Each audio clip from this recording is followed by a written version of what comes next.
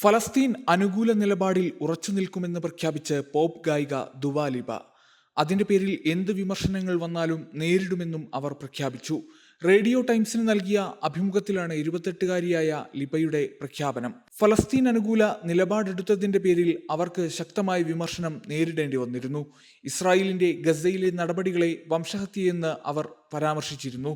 ഒരു പ്രതികരണം നടത്തുന്നതിന് മുൻപ് 2-3 തവണയെങ്കിലും താൻ ചിന്തിക്കാറുണ്ട്. നല്ലതിനു വേണ്ടിയായതുകൊണ്ടാണ് പ്രതിസന്ധികൾ ഉണ്ടാവുമെന്ന് അറിഞ്ഞിട്ടും താൻ ഫലസ്തീൻ അനുകൂല പ്രസ്താവന നടത്തിയതെന്നും അവർ വ്യക്തമാക്കി. ഇൻസ്റ്റഗ്രാമിൽ 88 മില്യൺ ഫോളോവേഴ്സുള്ള ഗായികയാണ് Dua. All eyes on Rafah എന്ന ഹാഷ്ടാഗോടെയാണ് ഫലസ്തീൻ അനുകൂല പോസ്റ്റ് പങ്കുവച്ചത്. ഇസ്രായേൽ ഗസ റഫ നഗരത്തിൽ ആക്രമണം തുടങ്ങിയതിന് പിന്നാലെയായിരുന്നു പോസ്റ്റ്. കുട്ടികളെ ജീവനോടെ കത്തിക്കുന്നത് നീതീകരിക്കാനാവില്ല. ഇസ്രായേൽ നടത്തുന്ന വംശഹത്യ നിർത്താൻ ലോകം ഇടപെടണം.